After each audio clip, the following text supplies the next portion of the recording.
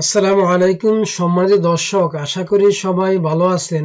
দেশে এবং প্রবাসে যে যেখান থেকে দেখছেন সকলের সুস্বাস্থ্য কামনা করে আজকের পর্বটি শুরু করছি। যখন আপনি একটি জমি ক্রয় করবেন, জমির কাগজপত্র ঠিক আছে কিনা, জমিটি রেজিস্ট্রেশন করার জন্য যে সকল কাগজপত্র প্রয়োজন সে সকল বিষয়ে আজকে বিস্তারিত আলোচনা করব। রেজিস্ট্রেশন আইন 1908 এর ধারা 52 ক, ধারা 22 ক এর 1 উপধারা, ধারা 22 ক এর 2 উপধারা, ধারা 22 ক এর 3 উপধারা অনুযায়ী দলিল রেজিস্ট্রেশনের জন্য যে সকল কাগজপত্র অবশ্যই প্রয়োজন। 1 নম্বর হচ্ছে সংশ্লিষ্ট জমির সিএস, এসএ, আরএস, বিএস অথবা বিআরএস অথবা সিটি জরিপ অথবা ডিপি অথবা নামজারি খতিয়ানের মূল কপি অথবা সহি মোহরের নকল।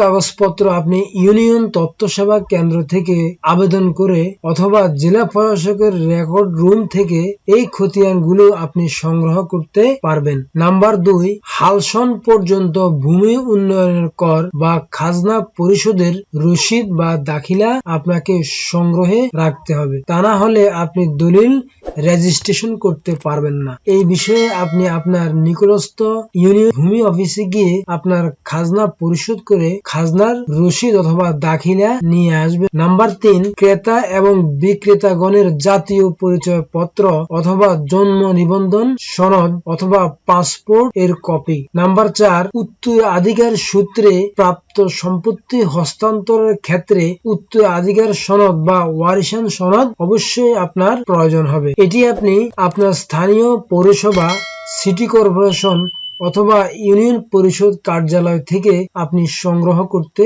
পারবেন এবং এই কাগজপত্র ব্যতীত আপনি দলিল রেজিস্ট্রেশন করতে পারবেন না। নাম্বার 5, ক্রেতা এবং বিক্রেতাগণের সদ্য তোলা পাসপোর্ট সাইজের রঙিন ছবি। নাম্বার 6, প্রয়োজনীয় বায়াদলিল সমূহের মূল কপি অথবা সার্টিফাইড কপি প্রযোজ্য ক্ষেত্রে। আপনি যে সম্পত্তিটি ক্রয় করেছেন অথবা আপনি যে সম্পত্তি দান সূত্রে, হেবা সূত্রে, বন্ধক সূত্রে অথবা সরকারি খাস জমি বন্দোবস্ত নিয়েছেন অথবা আপনি জমিটি অন্য কোনোভাবে হয়তোবা আদালতের রায়ের মাধ্যমে আপনি মালিক হয়েছেন, আপনার ওই সকল দলিলকেই মূলত ভায়া দলিল বলে। অথবা আপনি যার কাছ থেকে জমি ক্রয় করেছেন উনি তার আগে যার কাছ থেকে ক্রয় করেছেন, এইভাবে যতবার ক্রয় বিক্রয় হয়েছে উক্ত দলিলগুলি হচ্ছে ভায়া দলিল। এখন বিষয় হচ্ছে অনেক ক্ষেত্রে অনেকের নিকট ভায়া দলিল থাকে না, তাহলে আপনি কোথা থেকে এই ভায়া দলিল গুলো সংগ্রহ করবেন? আপনি সংশ্লিষ্ট সাব রেজিস্ট্রারের কার্যালয় অথবা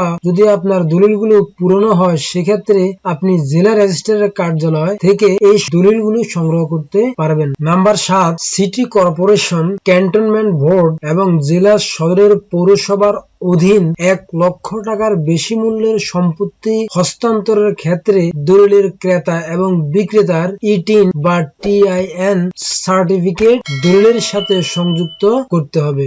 যখন আপনি একটি জমি ক্রয় করবেন বা বিক্রয় করবেন তার আগে অবশ্যই আপনাকে এই সকল কাগজপত্র সংগ্রহে রাখতে হবে, তা না হলে আপনি কোনোভাবেই আপনার সম্পত্তি হস্তান্তর করতে পারবেন না। অবশ্যই আপনি আপনার মৌজা ম্যাপটি সংগ্রহে রাখবেন, কারণ মৌজা ম্যাপের মাধ্যমে ম্যাপে যে দাগ নাম্বার আছে এবং আপনার খতিয়ানে যে দাগ নাম্বার আছে ওই দাগ নাম্বারের সাথে মিলিয়ে মৌজা ম্যাপটি হাত নকশায় আপনার দলিলে উল্লেখ করতে হবে।